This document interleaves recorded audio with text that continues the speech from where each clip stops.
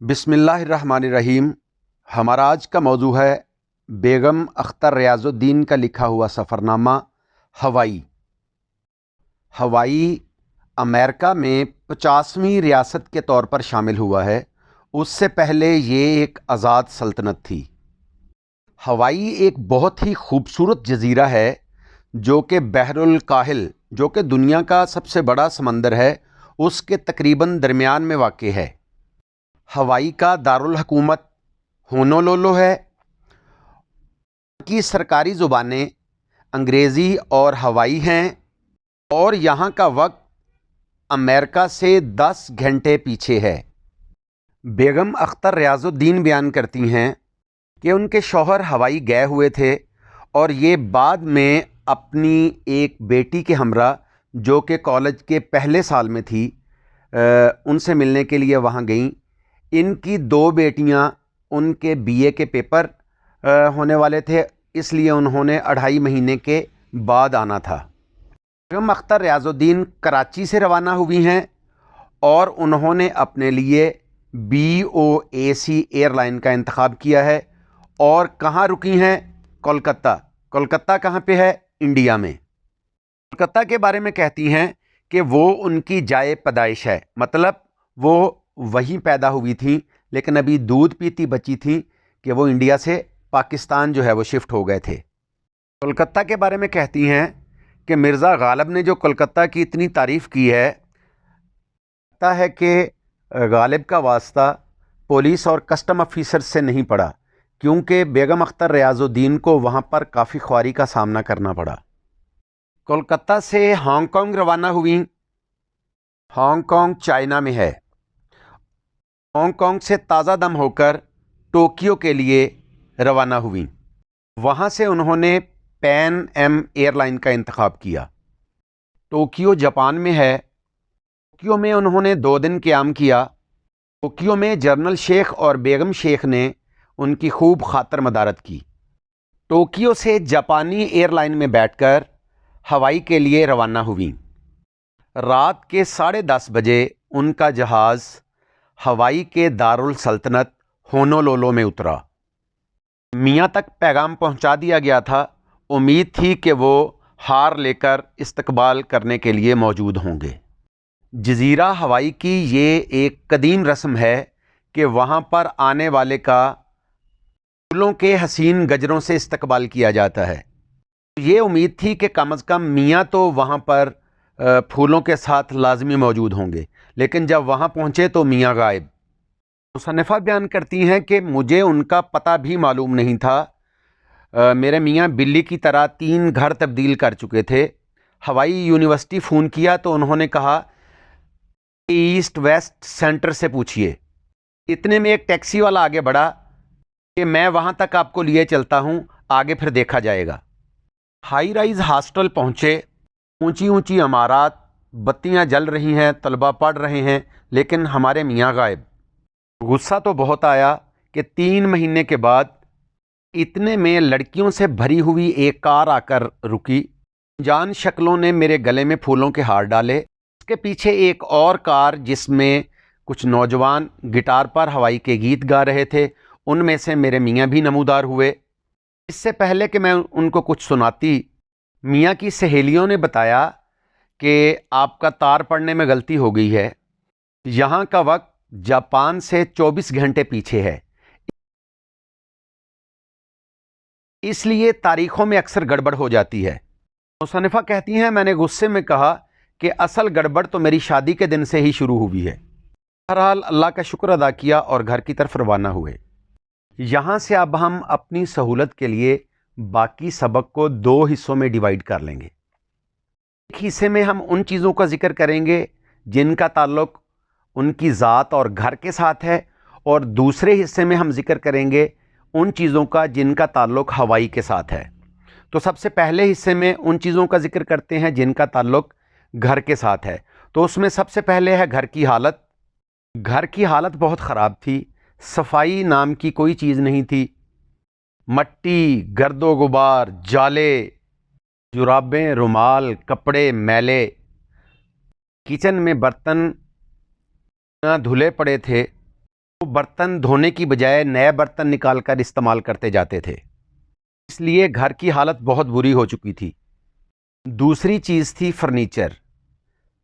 مصنفہ بیان کرتی ہے کہ میرے میاں نے گھر کو پٹیچر فرنیچر کے ساتھ بھرا ہوا تھا۔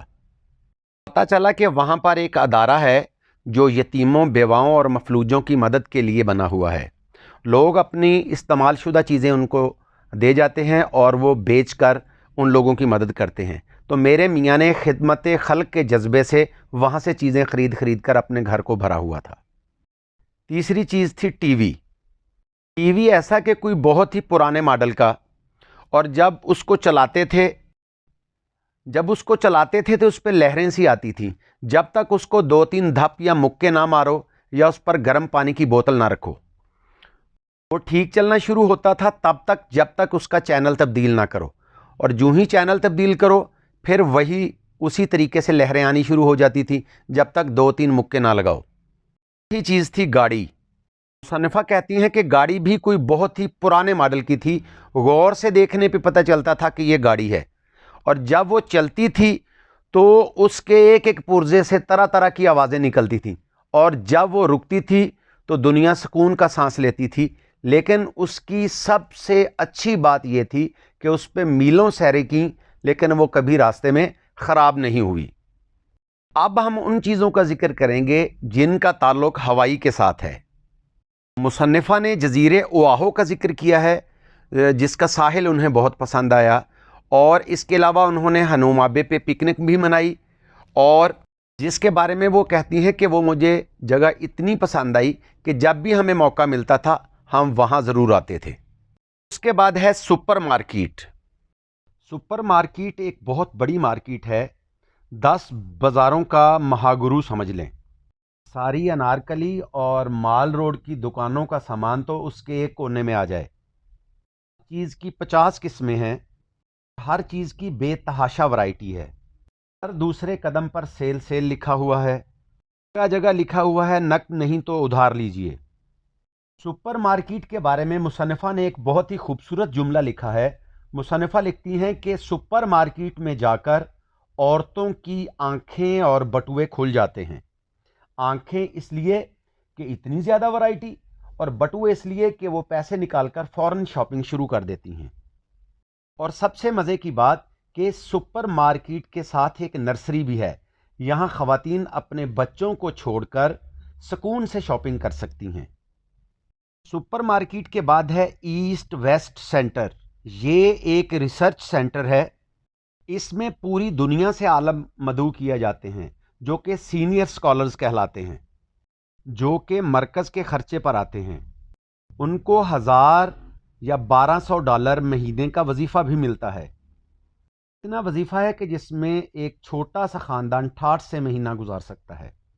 10 مہینے یا سال کورس کی میعاد ہوتی ہے، اور اس دوران جو مرضی آئے کیجئے، پڑھیے، لکھیے، تاثرات قلم بند کیجئے، ریسرچ کیجئے۔ اور مصنفہ کہتی ہیں کہ میرے میاں بھی اسی آزادی پر مگن تھے۔ کوئی رپورٹ کرنے والا نہیں ہے، کوئی پابندی نہیں ہے، اور کچھ عالم ریسرچ کر کے کتابیں بھی لکھ جاتے ہیں جس کو یہ ادارہ فخریہ طور پر شائع کرتا ہے۔ ایسٹ ویسٹ سینٹر کے علاوہ ایک جاپانی باغ جس کے بارے میں مصنفہ کہتی ہیں کہ وہ اتنا ایمان شکن تھا کہ میں لائبریری جاتے جاتے اس میں گھس جاتی تھی۔ اس کے علاوہ ہوائی یونیورسٹی کے بارے میں مصنفہ بیان کرتی ہیں کہ پوری دنیا میں علوم سمندر پر جو ریسرچ ہو رہی ہے ان سب میں یہ ہوائی یونیورسٹی سبقت لے گئی ہے، کیونکہ یہاں پر علوم سمندر کے حوالے سے بہت زیادہ ریسرچ ہو رہی ہے۔ اور آخر میں مصنفہ کہتی ہیں کہ پوری دنیا سے آنے والے طلباء کا جو ربط ضبط ہے، جو علم کی پیاس رکھنے والے پوری دنیا سے لوگ یہاں پر جمع ہوتے ہیں، وہ بھی ایک تعلیمی حیثیت سے کم نہیں ہے۔ اس سے پہلے کہ ہم بیگم اختر ریاض الدین کے بارے میں کچھ بات کریں، ایک دفعہ پھر ہم دیکھتے ہیں کہ مصنفہ کہاں سے روانہ ہوئی ہیں۔ مصنفہ کراچی سے روانہ ہوئی ہیں، کہاں رکی ہیں؟ کولکتہ۔ کولکتہ کہاں پہ ہے؟ انڈیا میں۔ کولکتہ سے روانہ ہوئی ہیں ہانگ کانگ۔ ہانگ کانگ کہاں پہ ہے؟ چائنا میں۔ اور چائنا سے ہانگ کانگ سے روانہ ہوئی ہیں ٹوکیو۔ ٹوکیو کہاں پہ ہے؟ جاپان میں۔ اور پھر ٹوکیو سے روانہ ہوئی ہیں اور کہاں اتری ہیں؟ ہونولولو۔ ہونولولو کہاں پہ ہے؟ ہوائی میں۔ اس کے بعد ہوائی کی ایک جو قدیم رسم ہے وہ کیا ہے کہ آنے والے ہر مہمان کا پھولوں کے حسین گجروں سے استقبال کیا جاتا ہے۔ اس کے بعد ہم نے اس سبق کو 2 حصوں میں تقسیم کیا تھا۔ ایک حصہ جو گھر سے متعلق تھا، اس میں سب سے پہلے گھر کی حالت تھی جو کہ بہت خراب تھی، صفائی نہ ہونے کے برابر تھی۔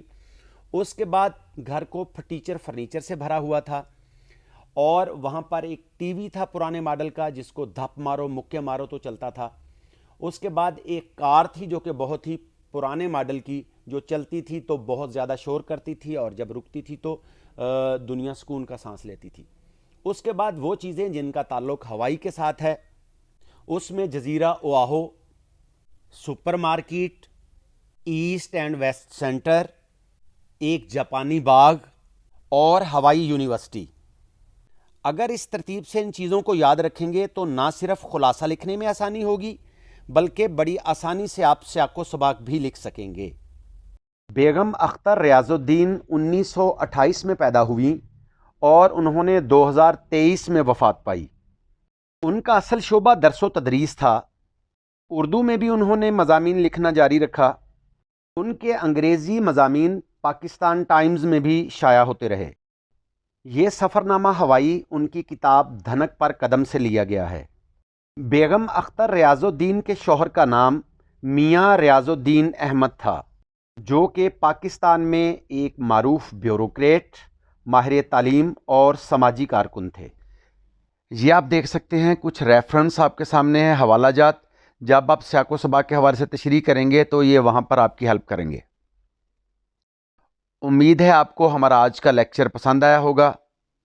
ہمارے چینل کو سبسکرائب کیجئے اور ایک کمنٹ لازمی کیجئے کہ آپ کو ہمارا آج کا لیکچر کیسا لگا۔ انشاءاللہ پھر نئے لیکچر کے ساتھ حاضر ہوں گے۔ اپنا بہت سا خیال رکھیے گا۔